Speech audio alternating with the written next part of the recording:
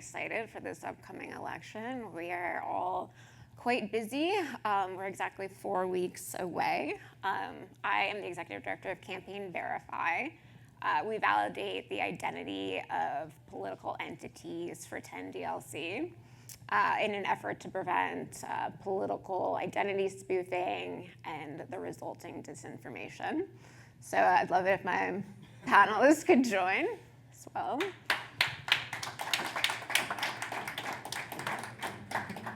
You want to be up here by yourself? So let's start with introductions. Webb. Sure. Hey, I'm Webb Bostic, lead Wondercave. We are a text messaging platform that serves, specifically we work with digital marketing agencies, consultants, and research organizations primarily. Kind of purpose-built for those use cases where they manage the digital strategy for their clients, and we kind of serve as like the text message channel and platform for them. And we have a good contingency of our clients that are in the political space. Let's see, I think since really launching in late 21, we've had close to 600 political organizations. So anything from federal level campaigns, statewide, in particular from a campaigns perspective, and then membership committees, PACs, and then kind of advocacy groups. So a lot of like different use cases, but that kind of fall in that political or political adjacent space. So thanks for having me. Hi everyone, my name is Roddy, Lindsay. Currently I'm the CEO and founder of a company called Zabit, which I'll be talking about later on the AI panel. But my relevance here is I started and used to run a company called Hustle, which kind of pioneered the P2P texting space. A lot of stuff in political, and then also was the founder of Campaign Verify, and still sort of serve as a technical advisor. But yeah, excited to be here. Stephanie Lashley, VP of Messaging Strategic Alliances and Infrastructure for Bandwidth. I think you guys got an introduction to Bandwidth earlier this morning, but we sell voice 911, telephone numbers, and messaging, and I am also excited to be here today. Great, thank you. So the first topic is compliance. Compliance is a hot-button topic for political messaging. What challenges are campaigns, CSPs, and DCAs facing in their attempts to abide by best practices and rules? How do we balance the wishes and complaints of text recipients with the needs of political campaigns to reach voters and donors? And lastly, what can be done now and what progress can we make to ensure smoother sailing for the 2028 election? So let's start with Roddy.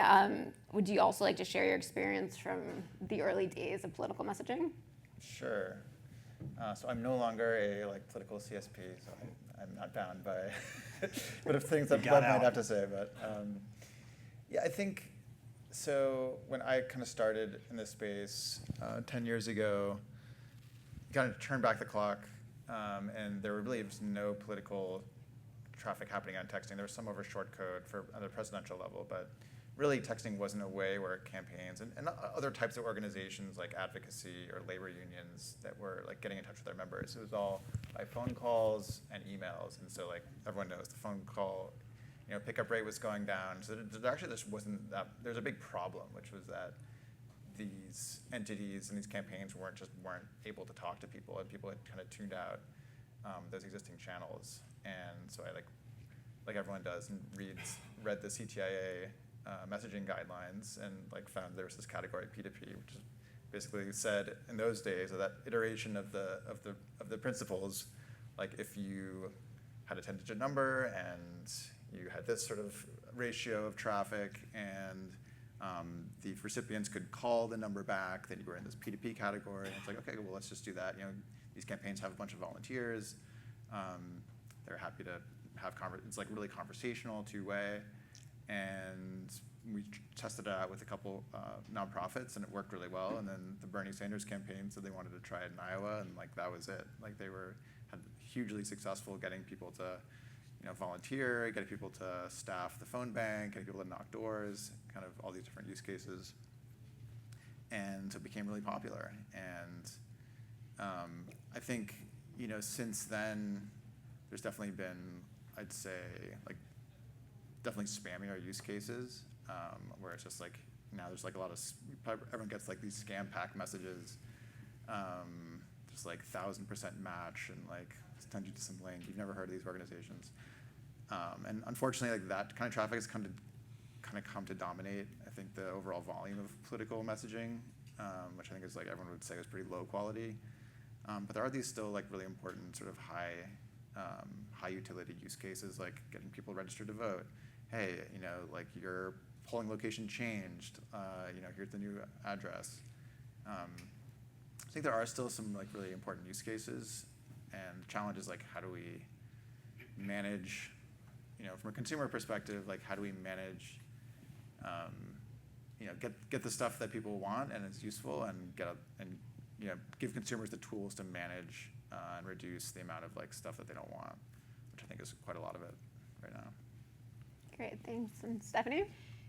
Yeah, so just to build on that, I think that that's where, following best practices, making sure the campaigns are registered, making sure the toll-free numbers are verified, and then making sure that those subscribers that don't want those messages have an easy way to opt out. I think that's huge. Totally understand how we've evolved, how we've kind of moved away from thinking this is P2P. I think we all understand that it is A2P traffic, and thus, needs to follow the carrier guidelines. Yeah, I think I'll add to your point, Stephanie, if you go back, a couple cycles, we didn't have, 10DLC didn't exist like as a kind of framework.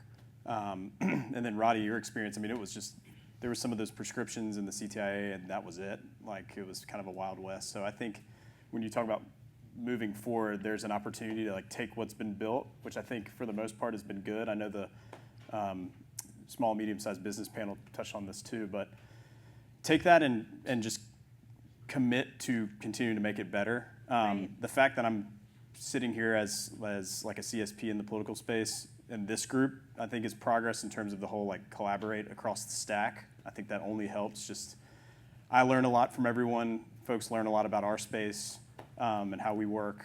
But getting the registration side of things, we are 100% registered, but I know there are competitors who push like, hey, we support unregistered traffic, and just that like persisting only keeps us kind of behind the 8 ball in terms of just the quality of the channel. So committing to the registration framework, opt-outs, I think just talking to people, the most frustrating kind of line of kind of feedback is around folks' inability to feel like they can opt out. Right. And that's a very actionable tactic, whether it's a CSP, aggregator, operator, just to show your work and make sure that folks are actually honoring those things. So there are things in place that we can continue to like just refine and make it better. And I don't think we have to necessarily reinvent the wheel. I think we just have to pursue quality on those fronts. Yeah, I agree. I think the whole ecosystem needs to work together. I don't expect a lot of changes to occur in the next few weeks, but I think we can all work together to make 2028 a little bit smoother of a year and more sustainable moving forward, so political messaging doesn't get completely out of control, and it remains a valid channel that we can truly utilize for good. So we have all received numerous fundraising texts from political campaigns. How else are campaigns strategically using text messaging? Can you share some insider tactics? And are there use cases where these messaging are actually truly benefiting these recipients and we're not just asking for money and bombarding them with messages from a Texas candidate to a resident in Florida? How are we truly actually utilizing this channel? Yeah, and real quick before I answer that question, I think it's important to note that the fundraising space, what I've seen is that there have been folks who have, over the past few years, have taken, like, it's commoditizing the space as we see across the text messaging industry. But what that ends up doing is you have these folks in these kind of rev share models so that it makes it more of a volume game. And just that the proliferation of fundraising text is a result of that. So there has to be a way to reverse course on that. But I think for kind of going back to your question, a couple of things that I'd note that some of our end clients have done that's really cool. One, in a battleground state in Pennsylvania, an organization, a campaign who had run the previous cycle and had some lessons learned on lagging mail-in voting registration. They reached out to their supporters and constituents. Basically, this is a right of center campaign. Obviously, as you all know, like there's a lot of just skepticism, right of center on like mail-in voting and all of that. So the opportunity there, though, was like, hey, let's educate the populace and our supporters on the merits of mail-in voting. And it was the staff that kind of sent these texts out to the folks who kind of went into a two-way kind of conversational use case to share back, here's how it works. In Pennsylvania and your jurisdiction, these are the steps you need to take. And we're counting on you because this is good, this is a good start for our campaign to have a good primary. And so they increased voter participation in that regard, 52% from the last cycle. So that's like educational and also just mobilizes the base. And then I think another one to note is kind of this idea of like digital door knocking is something that we kind of dubbed it with some of our clients. But similarly, leveraging text as a way to get to hard to reach constituents, voters, supporters. And so that'd be rural areas, apartment complexes, no solicitation, and like gated communities. And then now with the hurricanes, I mean, there is truly a service if cell is the only way to reach people with upcoming early voting in North Carolina and Florida, just to say like, here are the early voting sites, here are the hours. The sites might change because of the devastation. So I'd say like back to Roddy's point on like a actual like service that the public benefits from, those are a couple good use cases. Absolutely. Stephanie, would you like to continue? Yeah, I would say that what we're seeing now compared to maybe 4 years ago is political senders utilizing all messaging products. So messages being sent over short code 10DLC and toll free. Sometimes even sending the same type of campaign over 3 channels just to make sure that message gets through. So I would say, definitely seeing higher volumes, definitely seeing peak days. The last few weeks have had several high peak days. So I would say that also MMS, the use of MMS by political senders has gone way up too. So that's really what we're seeing at Bandwidth. Yeah, absolutely. And we shouldn't demonize fundraising tags. I mean, they're a necessary component of democracy and the reality of politics, and it's still the most useful channel to raise money. So as annoying as they can be, it's definitely still a valid use case, and it needs to continue, just probably in a more controlled manner. If I may, I might, talking about like raising the quality and flipping the script on commoditizing and just this volume game. RCS is a massive topic in this room and just this week and just in this whole space. And it's very like, it's funny when I talk to our service providers, it's like, political is prohibited. It's like, I know, like I've read RBM's policy on that and Google's policy on that, but I would respectfully challenge that just like upfront blanket statement, because there is a really good opportunity there to take good use cases in a controlled environment and like lift the quality, because it's a trust factor.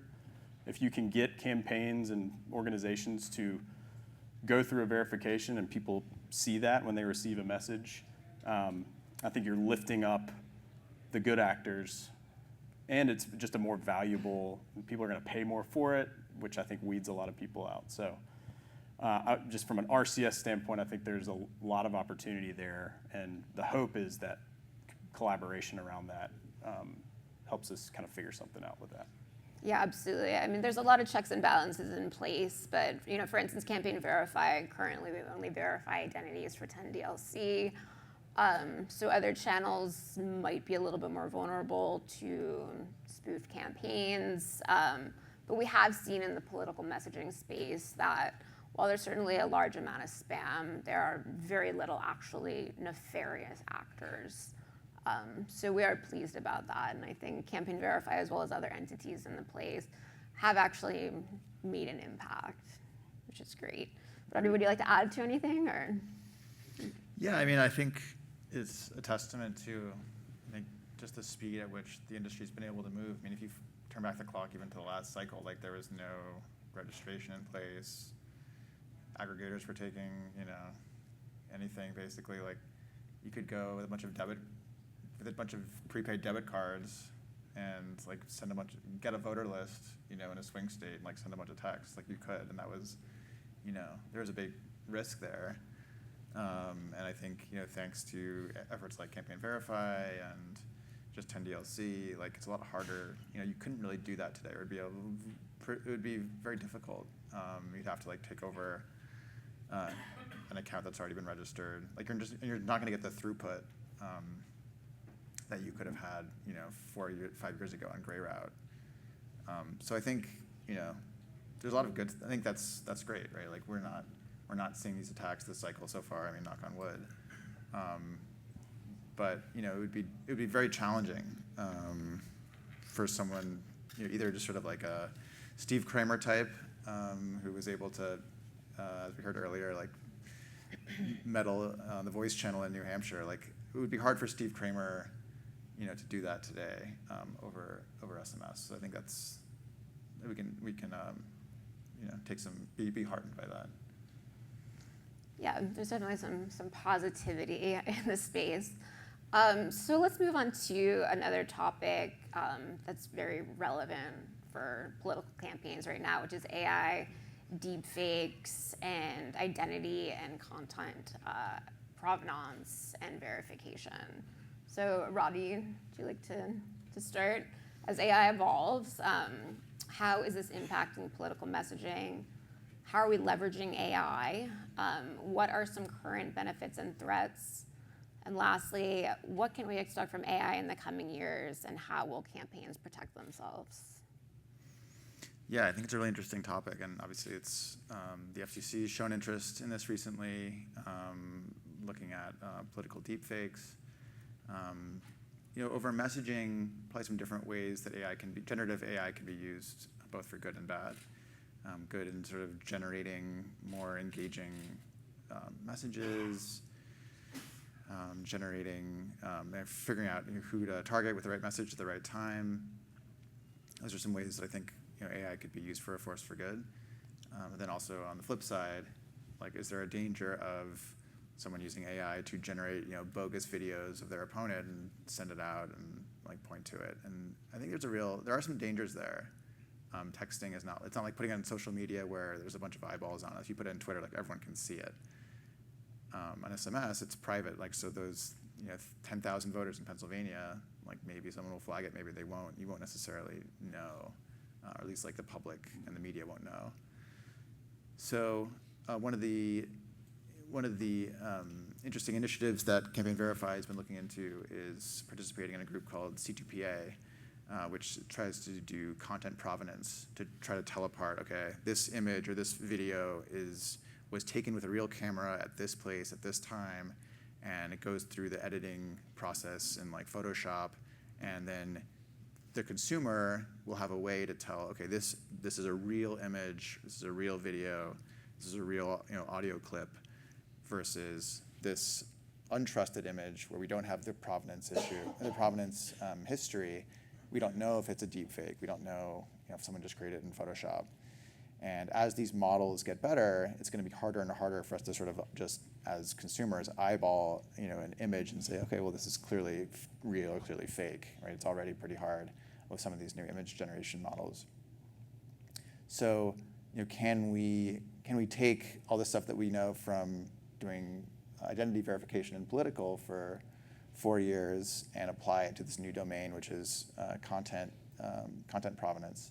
And I think it's still like super early days, like the standards are still in process, but I think that's something to look forward to over the next couple of years, is especially ahead of like the next couple election cycles.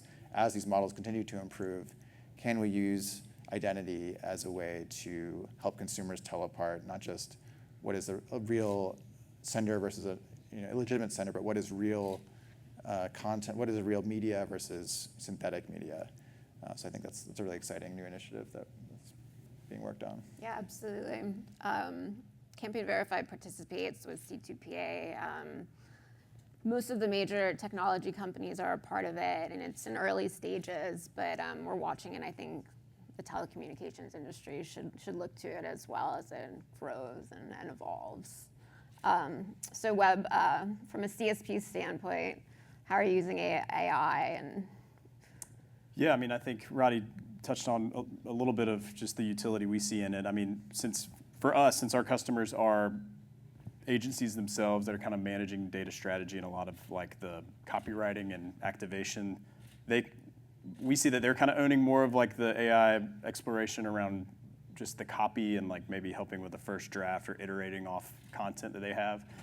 So for us, it's more about maybe that response back, kind of like the use case I was referring to earlier where there was like a two-way engagement, just quickly at scale saying like, hey, based on this response, like let's tee up this, like one of your kind of templated responses, or go as far as more like a chatbot type situation, but you just have to be careful that you train that appropriately and it doesn't spout off something outlandish. But that's something we're already doing for our clients right now. And then, yeah, Roddy, you mentioned it, like just insights and analytics.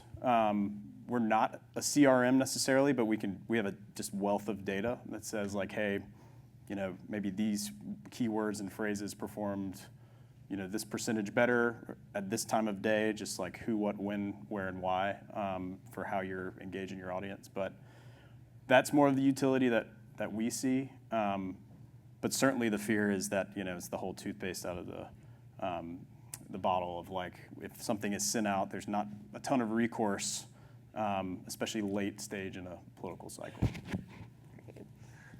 Yeah, so we are all anxious about this upcoming election. I'd be surprised if anyone wasn't a little bit concerned.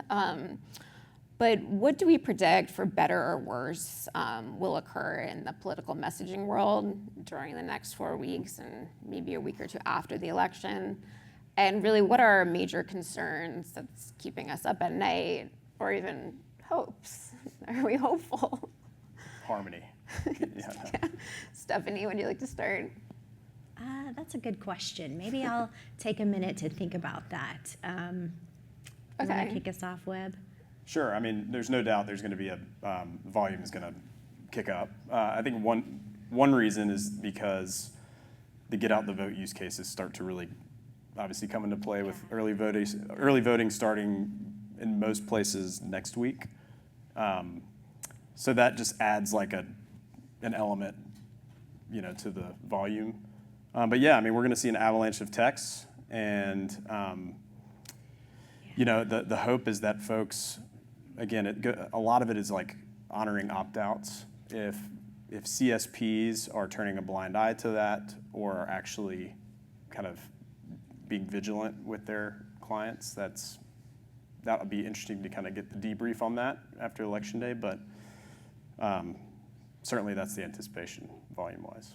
So you think we'll be okay? I think we'll be okay. It goes back to what Roddy was talking about on AI. Like, we hope. You hope that what we've talked about with the mechanisms in place at the front end, it's enough to kind of filter out nefarious actors. Because that's the real damage that can be done, is just misinformation, disinformation. It's funny, my father-in-law was at my house this past weekend and saw on his phone a deep fake of the Alabama head coach cussing like at the press conference after they lost their game, and he believed it. So especially that older population that doesn't really even know about AI much and is not going to be as skeptical, like Right. to your point, like that if folks can get through those initial filters and just get it out because they want to disrupt, that's the fear. I think that if political messaging has taught us anything, it's that we should expect the unexpected. None of us have a a magic 8 ball to know what's going to happen. But as far as volumes go, we know that they'll be big. We know that in the last couple of weeks, we've already started to see some spikes. So we're ready. We can handle the volumes. I think that, all of us are just going to try to get through the next 28 days as best we can. And then after the election, maybe we start addressing some of the ways that we can work together. But I think all of us are just doing everything we can to make sure the messages go through. And maybe looking forward after that. Yeah, I think it'll be a learning experience Yeah, for it us always all. is. Every Yeah. election teaches us something. Absolutely. It's important to note too, it's the late money. So these Yeah. campaigns, like these organizations, like they can't hold on to that money. They have to spend it. And so the text channel is like other traditional media is already kind of bought up the inventory. So they don't really have much room to throw money at that. Text receives that because they can just scale it up a lot of times pretty quickly, which is great, but like again, it goes back to that volume situation and how effective is it, or is it just a way to disperse some cash? Last minute funds. Yeah, it's probably one of the few ways that they can use their funds, and it's effective last minute, and they can get registered, verified very quickly, most of the time at least. And as I said before, it often works for them, so they continue. Right. Roddy, would you like to sum it up about your fears or your hopes? Well, I hope there's not any kind of like big spoofing incident. I think, like I said, the ecosystem's worked pretty hard the last 4 years to put the protections in place, and so far so good. Not to say that there's nothing foolproof, right? There are still channels that don't go through the same level of verification. There's different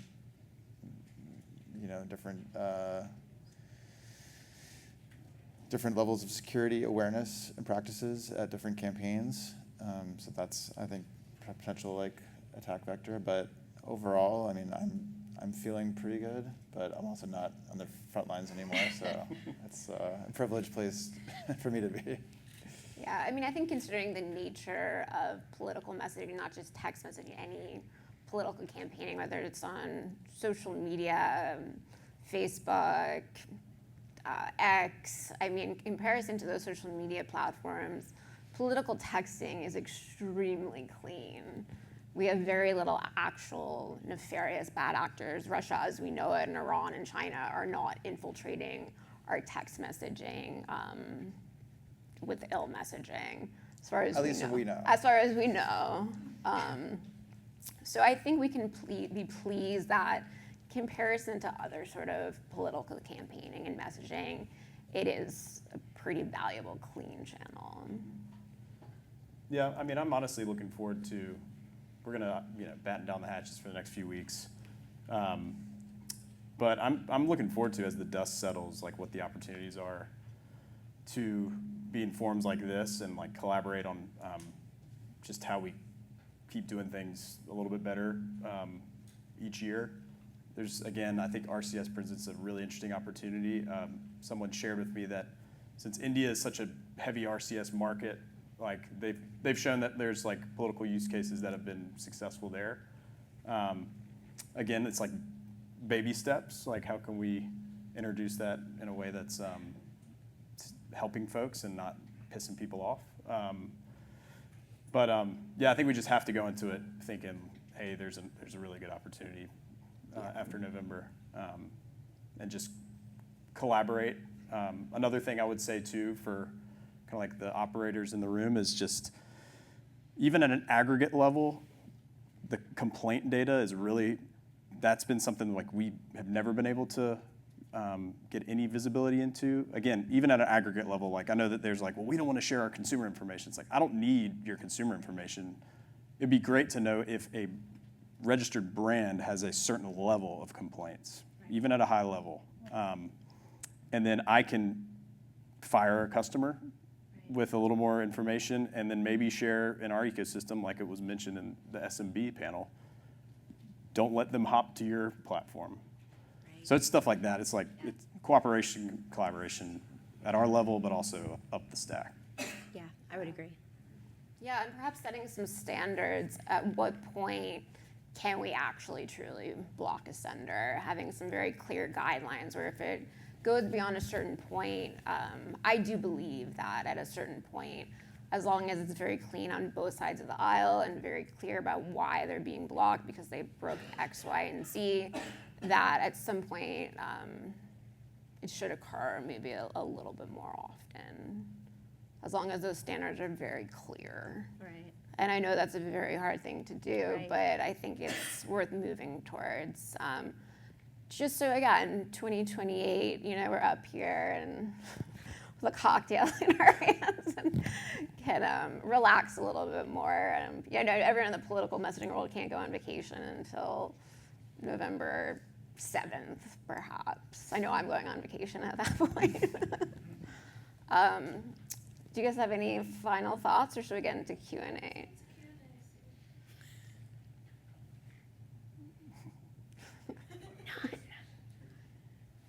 Where's Stefan? Stefan's got something. Oh, there you go. David Rez. Thank you. I appreciate y'all. I heard several times the importance of honoring opt-outs. Interested in your views about what might be the proportion of mobile users who opt out by smashing the report a spam button in such a way that a campaign provider or brand actually never really sees the intent of the mobile user. It's a great question, David. It's hard to say. I mean, again, it kind of goes back to we just don't see that. We're not processing that because it doesn't. There's no visibility. That goes back to the carrier of record for that subscriber. So I bet it's a decent. It's arbitrary, but decent percentage because it's just an easy thing to say I don't want to see that anymore, and then report junk and move on, Yeah. kind of like you do in the email. So. Again, if we have some sort of visibility into that layers into what we see on processing opt-outs, and would be super helpful. But I think since it's become prevalent across OSs, it's probably gone through the roof. No more forwarding to 7726. It's just right there. So. Right. Apple could fix this problem tomorrow. All they have to do is change their button to also to reply stop and file the complaint. And then all the CSPs would have the data, and the complaints would be registered in the right way. It boggles my mind why they don't just change that one little thing. Because as a consumer, it's it's super annoying. It's yeah, I do want to register the complaint, but the complaint might just go into the abyss. They're probably just going to text me back from a different number the next day. So, but I think the campaigns and the CSPs do respect opt-outs and they do respect stop. So Apple could fix the problem tomorrow. Android, I don't know. But.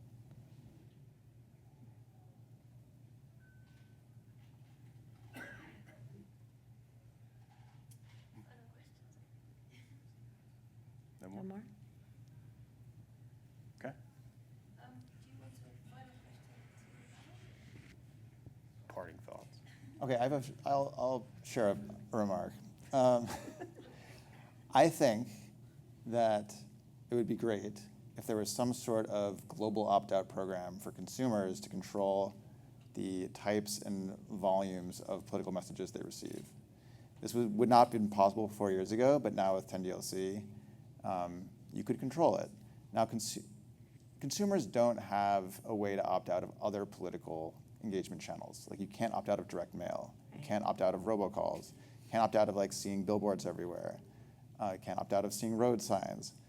And currently, you can opt out of individual campaigns, but the problem is there's now everyone's texting you from the top of the president all the way down to dog catcher and everything in between, and a bunch of scam packs on the side. And that's where the feeling of being overwhelmed comes from. It's just all these things. There's so many different senders now. So if there was some way for a consumer to express, like, yes, I want to hear from, let's say, maybe local candidates, but like not PACs, or I want to hear from like Democratic candidates, but not Republican ones. Like, there's currently no consumer control, but you could build a system that does this, and because it would be tied in with 10DLC, it would be respected, and the carriers could do it. It would require some coordination between like the carriers and the handsets and and 10DLC, but it's definitely possible. So that's something that I would like to see for 2028 is just more consumer control. And I think if that happens, then like texting would immediately be the best channel for political engagement, because consumers would have some control over the volume and the type of messaging they receive, unlike other political channels. And you wouldn't throw out like political speech and say, well, you can't do this at all, whereas political speech is an important aspect of democracy.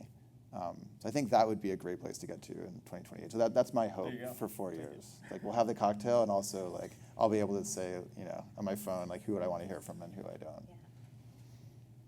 Yeah, I think it's a good idea as long as registration is truly enforced 100%, because we don't want actors sidestepping registration in order to avoid the global opt-out.